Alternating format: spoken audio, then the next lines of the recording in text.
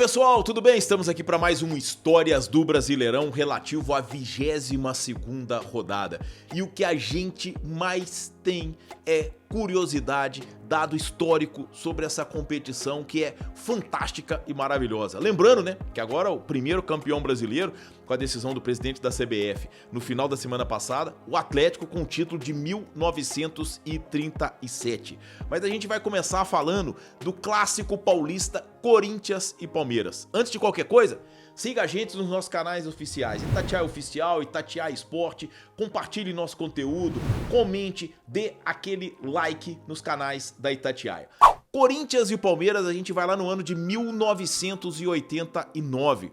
O Palmeiras vivia aquele jejum de títulos, né? Título paulista, título brasileiro, e chegou à última rodada do Campeonato Brasileiro, precisando de uma vitória num clássico contra o Corinthians. O jogo foi no Morumbi para poder ser finalista e decidir o título contra outro rival, o São Paulo. Tá? Eram dois grupos no Campeonato Brasileiro, São Paulo muito bem no grupo dele, e na outra chave, né, o Palmeiras, o Vasco e o Cruzeiro chegavam à última rodada com chance de ser finalista, de ficar com a vaga do grupo na decisão do Campeonato Brasileiro.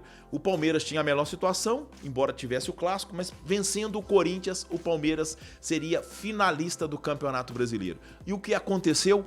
Um grande trauma palmeirense, porque o Corinthians venceu por 1-0 no Morumbi e não foi uma vitória qualquer. Ficou marcada pelo gol de calcanhar do centroavante Cláudio Adão. Isso mesmo, o Corinthians tirou o Palmeiras da decisão do Campeonato Brasileiro em 1989, vencendo um clássico no Morumbi com um gol de calcanhar do Cláudio Adão. Nessa mesma última rodada, o Vasco bateu o Internacional em Porto Alegre e ficou com a vaga do grupo na decisão.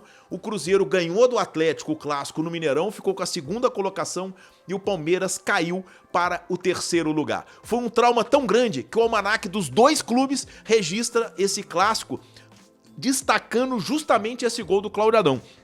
No almanaque do Palmeiras está aqui, ó, o calcanhar de Adão. 4 empates seguidos e uma derrota para o Botafogo nas rodadas anteriores atrapalharam a caminhada do Palmeiras no Brasileiro.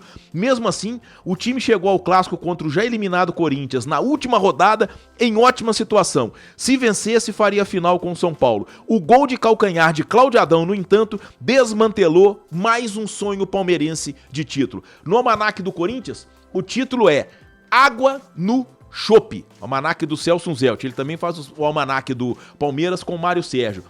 Se houvesse um consolo para a desclassificação corintiana do Campeonato Brasileiro de 1989, foi essa vitória, mais uma sobre o Palmeiras.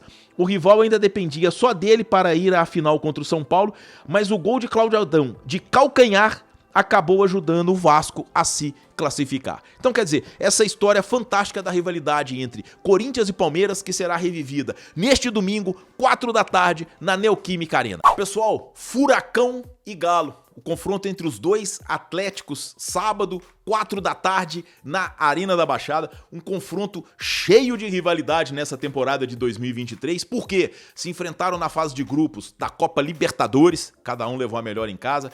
O Galo tirou o Filipão lá da Arena da Baixada, onde ele era diretor técnico do time paranaense, para poder trazê-lo para o lugar do Cudê, e eles se encontram agora nessa 22ª rodada do Campeonato Brasileiro, mas a gente vai lembrar de um confronto entre eles em 1996. Foi no mesmo local onde hoje está a Arena da Baixada, mas no estádio Joaquim Américo. Ele foi demolido e o Atlético do Paraná ergueu em seu lugar a Arena da Baixada, que foi inclusive uma das sedes da Copa do Mundo de 2014 aqui no Brasil. Mas nas quartas de final de 1996, Atlético do Paraná e Atlético Mineiro se enfrentaram, com os paranaenses carregando a vantagem de 2 empates ou vitória e derrota pela mesma diferença de gols, porque tinham feito melhor campanha na fase classificatória da competição.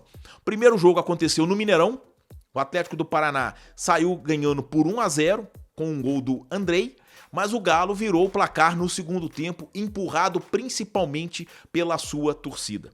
O jogo de volta foi lá no Joaquim Américo, 28 mil pessoas num estádio que não cabia 20, é verdade. Furacão superlotou o seu campo para tentar fazer muita pressão no Galo, para poder ficar com a vaga. O interessante é que nesse jogo, nem o Oséias, nem o Reinaldo, o Oséias era o centroavante do Atlético do Paraná, o Reinaldo o centroavante do Galo, eles não disputaram essa partida, problema de suspensão. E é mais interessante ainda o seguinte: como que os dois times, eles eram baseados nas suas duplas de ataque, que tinham características completamente diferentes, mas eram fundamentais para aquele time. No Galo, Euler e Reinaldo, velocidade pura. No Atlético do Paraná, Oséias e Paulo Rink, dois grandalhões que brigavam dentro da área com os zagueiros, mas os dois times se baseavam nessas duplas de ataque.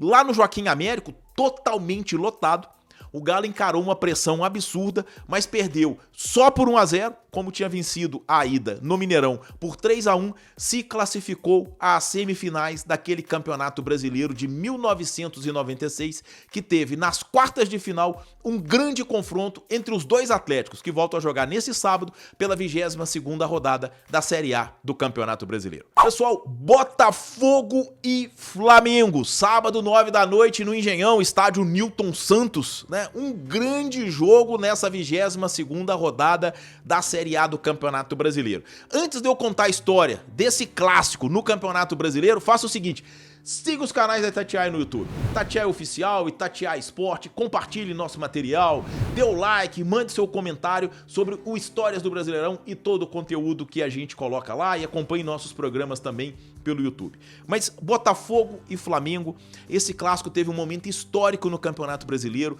na edição de 1972. Pela 20ª rodada da primeira fase, dia 15 de novembro, pertinho do aniversário do Flamengo de 77 anos, eles jogaram no Maracanã. E o que aconteceu? Com um show do Jairzinho, que fez um hat-trick, o Botafogo aplicou 6-0 no Flamengo. Sim, o Botafogo fez 6-0 no Flamengo no Campeonato Brasileiro de 1972. E essa goleada se transformou num trauma para os flamenguistas, porque o Botafogo nos anos seguintes viveu uma crise técnica tremenda, mas todo clássico o Botafogo tinha um líder de torcida, né? Isso era muito comum no futebol brasileiro, ali nos anos 60, 70. O do Botafogo chamado Tarzan. O que o Tarzan fazia? Ele chegava cedo ao Maracanã nos clássicos contra o Flamengo e colocava uma faixa lá do lado da torcida do Botafogo: nós gostamos de vocês, numa referência a essa goleada de 6-0 que o Flamengo tomou do Botafogo, e levou quase 10 anos para que o Flamengo conseguisse devolver essa goleada. Foi no Campeonato Carioca, aí não entra aqui no Histórias do Brasileirão, mas no Carioca de 1981, o Flamengo fez um 6-0 no Botafogo, mas o Histórias do Brasileirão registra esse Botafogo 6, Flamengo 0, com um show de Jairzinho, que fez um hat-trick no Brasileirão de 1972. Um abraço, pessoal.